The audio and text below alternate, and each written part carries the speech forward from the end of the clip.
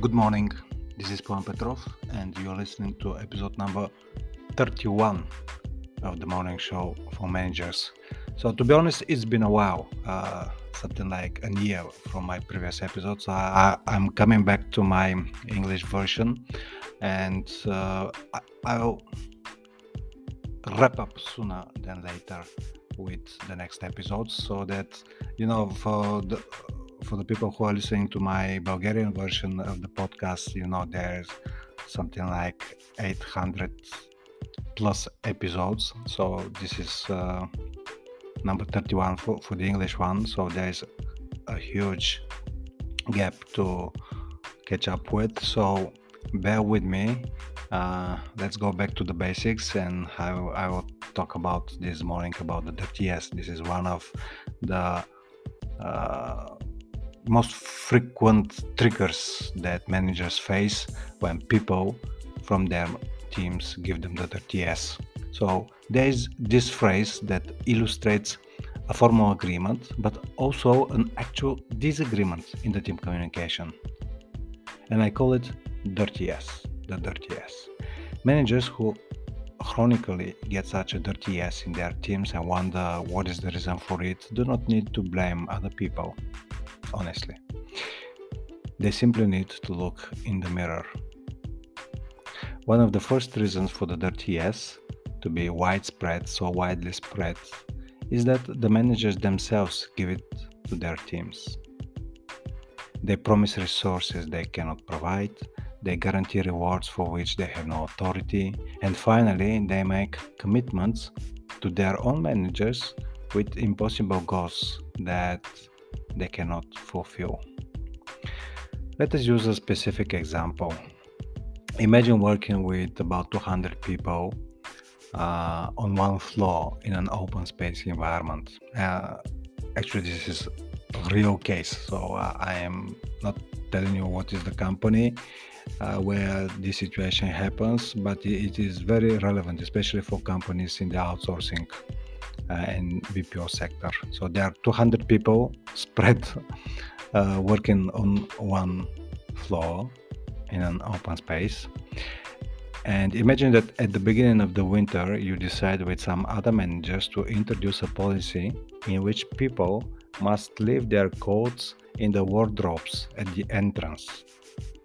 The purpose of this is to create a comfortable working environment for all the 200 people on the floor, not to turn work chairs into sources of any odors, not to have any piles of scarves, hats, and other winter accessories spread all across the chairs and the desks. So all managers in the meeting agree with the rule and promise to introduce it on the same day. However, some managers who are far from the entrance and the wardrobes know that their teams will resist the rule and will probably not follow it. So during the meeting, the managers give their dirty yes to all other managers. They agree because they do not want to admit that they cannot ensure the implementation of the rule, but they do not ask for an exception for their teams. At some point, the large accumulation of such dirty yes can create an environment in which people have the feeling that they are constantly swimming in a river of hypocrisy.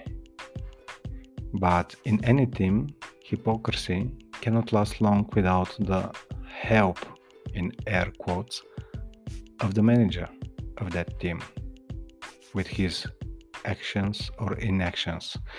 There are two main types of dirty yes. One is when people give the dirty yes in good faith, so people use it purposefully to achieve a better goal for their teams, but they overestimate their capacity. So this is when they give the dirty yes in good faith. But there is also another type of dirty yes, which I call malicious. So people use it when they deliberately sabotage their colleagues or managers because they know that their mini failure will be an even greater failure for someone else they want to harm. So naturally, the team is always a reflection of its manager.